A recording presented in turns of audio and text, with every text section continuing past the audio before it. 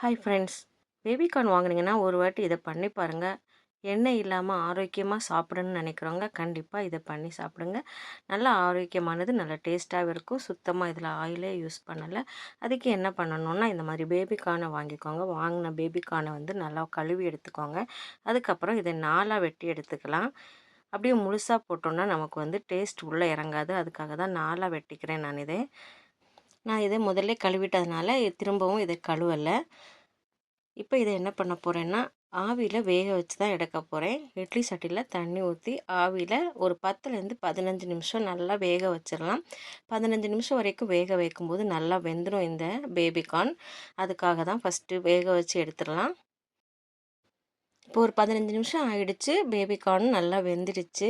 இப்போவே நல்லா சாஃப்டாக இருக்கும். இதே எப்படியே கூட சாப்பிட்லாம்.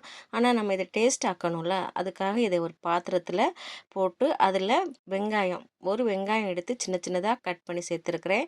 கூடவே கொஞ்சமாக மல்லி இலை எடுத்திருக்கேன். மல்லி இலை கொஞ்சம் அதிகமாக எடுத்தால் இன்னும் நல்லா டேஸ்ட்டாக இருக்கும். என்கிட்ட இவ்வளோ தான் மல்லி இலை இருந்தது, அதனால் அவ்வளோ மல்லி இலையும் போட்டிருக்கிறேன். இதில் 1 ஸ்பூன் மிளகாய்த்தூள், 1/4 ஸ்பூன் மிளகுத்தூள், கொஞ்சமாக உப்பு, இவ்வளோத்தையும் போட்டு நல்லா மிக்ஸ் பண்ணிடலாம். இதில் ஒரு பாதி லெமன் எடுத்து லெமனோடைய சாறை புழிஞ்சு இதில் ஊற்றிடலாம்.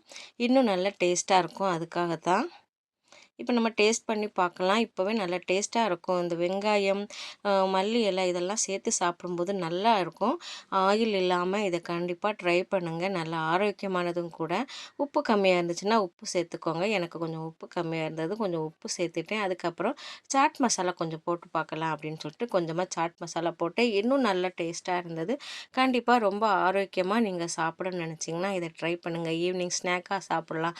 அப்படி இல்லைன்னா சும்மா இருக்கும்போது கூட இதை எப்போவாது வாங்கினீங்கன்னா கண்டிப்பாக ட்ரை பண்ணுங்கள். ரொம்ப ஆரோக்கியமானது. வீடியோ பிடிச்சிருந்தா லைக் பண்ணுங்கள். நிலக்கடலோடு என்னை சப்ஸ்கிரைப் பண்ணுங்கள். நன்றி.